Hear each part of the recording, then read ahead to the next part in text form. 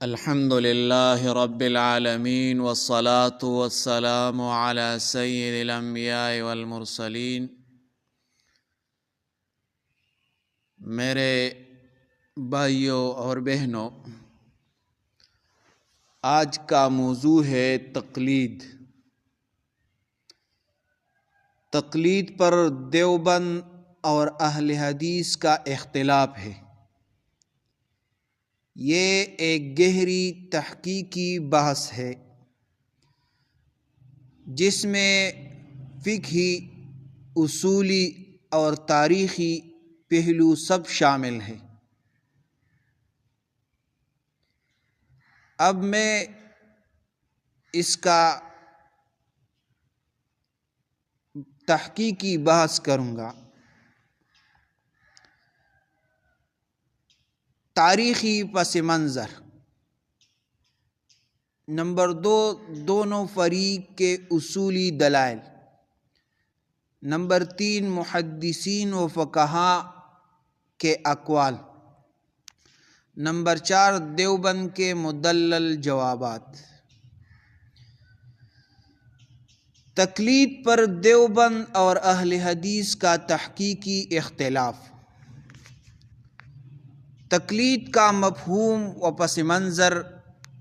تقلید لغت میں قلد یقلد تقلیداً، گلے میں کسی چیز کو لٹکانا، اور اصطلاح شرع میں اتباع قول الغیر بغیر حجت ملزمۃ۔ شرح عقود میں صفحہ نمبر 138 میں یہ لکھا ہے: ایسے شخص کی بات ماننا جس کی دلیل خود کے علم میں نہ ہو۔ نمبر 2، تاریخی پس منظر۔ ابتدائی دور میں صحابہ کرام رضوان اللہ علیہم اجمعین خود مجتہد تھے، لہذا تقلید کی ضرورت نہ تھی۔ لیکن جب علوم منتشر ہوئے، زبان بدل گئی اور اجتہاد کے دروازے عوام کے لیے بند ہوئے، تو ائمہ اربعہ امام ابو حنیفہ، امام مالک، امام شافعی، امام احمد رحمہ اللہ کی فقہ منظم شکل میں سامنے آئی۔ اسی زمانے میں تقلید کا مسئلہ پیدا ہوا۔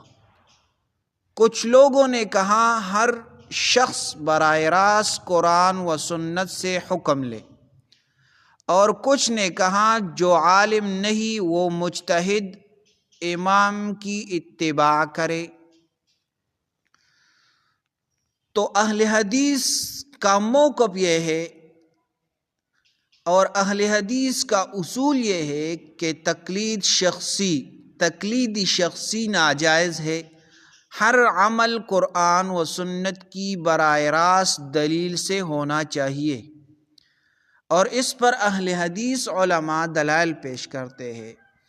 دلیل نمبر 1، قرآن پاک کی آیت ہے: اتبعوا ما انزل الیکم من ربکم۔ سورۃ اعراف میں 3 نمبر آیت ہے۔ اس چیز کی پیروی کرو جو تم پر تمہارے رب کی طرف سے نازل کی گئی۔ اس سے یہ استدلال کرتے ہیں کہ اللہ تعالیٰ کی کتاب کی پیروی کرو۔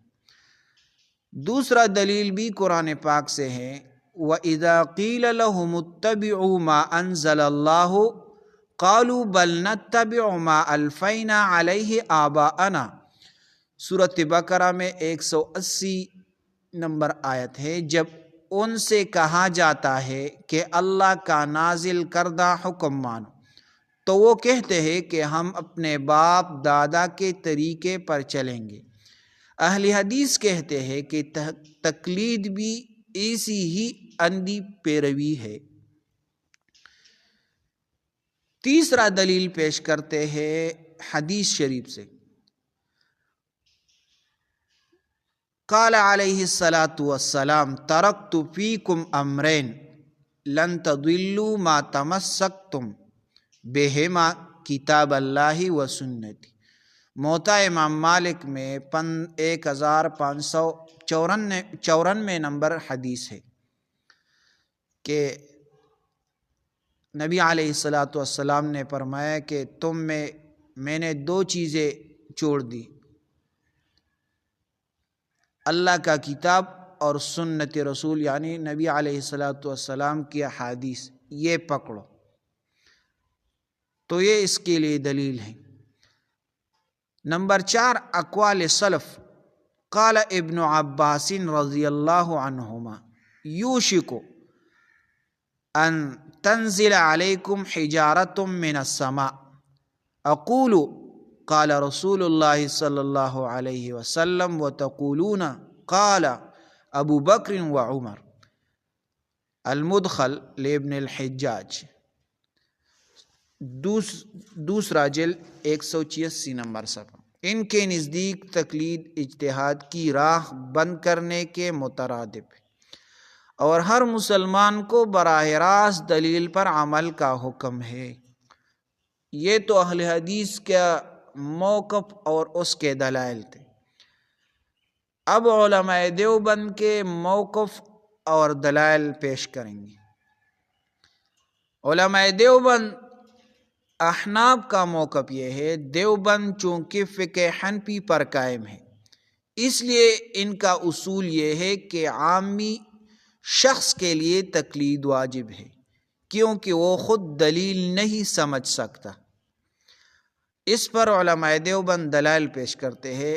دلیل نمبر 1 قرآن پاک سے، فَاسْأَلُوا أَهْلَ الذِّكْرِ إِن كُنتُمْ لَا تَعْلَمُونَ، سورۃ نحل میں 43 نمبر آیت ہے۔ اگر تم نہیں جانتے تو اہل علم سے پوچھ لو۔ یہ آیت واضح کرتی ہے کہ جو علم نہیں رکھتا وہ جاننے والے کی پیروی کرے، یہی تقلید ہے۔ دوسری دلیل حدیث شریف سے، الا سألوا اذ لم يعلموا فإنما شفاء العی السؤال، سنن ابی داود میں 336 نمبر حدیث ہے۔ جب نہیں جانتے تھے تو پوچھ کیوں نہ لیا؟ لا علمی کا علاج سوال ہے۔ تیسرا دلیل عقلی دلیل ہے۔ اگر عام شخص کو براہ راست قرآن و سنت سے احکام لینے کا حکم دیا جائے تو اختلاف، گمراہی اور فتنہ بڑھ جائے گا، کیونکہ ہر شخص اپنی رائے سے حکم نکالے گا۔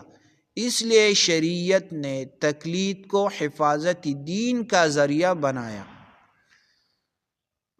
نمبر 5 اصولی تحقیق، اجتہاد و تقلید کا فرق۔ پہلو اجتہادی تقلید۔ تعریف، قرآن و سنت سے براہ راست حکم اخذ کرنا، کسی مجتہد کی بات مان لینا بغیر دلیل کے۔ حکم مجتہد کے لیے واجب، غیر مجتہد پر واجب۔ دلیل، لیتفقہوا فی الدین، سورۃ توبہ میں 122 نمبر آیت ہے۔ فاسألوا اہل الذکر، سورۃ نحل میں 43 نمبر آیت ہے۔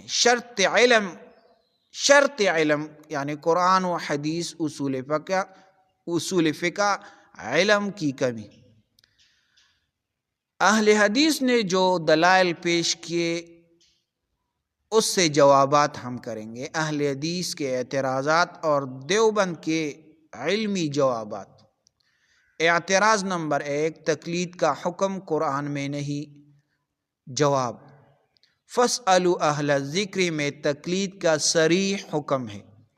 امام رازی رحمہ اللہ فرماتے ہیں، ھذہ الآیۃ دلیل علی ان العامی مقلد للعالم، تفسیر رازی میں 20 نمبر جلد 221 نمبر صفحہ میں لکھا ہے۔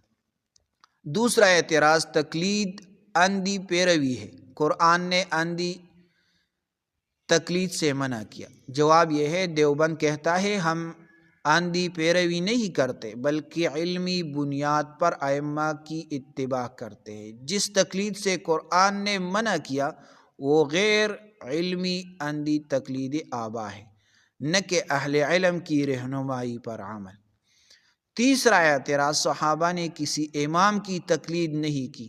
جواب، صحابہ خود مجتہد تھے، انہیں تقلید کی ضرورت نہ تھی۔ بعد کے لوگوں میں اجتہاد کی صلاحیت نایاب ہوئی، اس لیے شریعت کے تقاضے کے مطابق تقلید لازم قرار دی گئی۔ امام انور شاہ کشمیری رحمہ اللہ فرماتے ہیں، الاجتہاد انقطع فالتقلید ضرورت شرعیت۔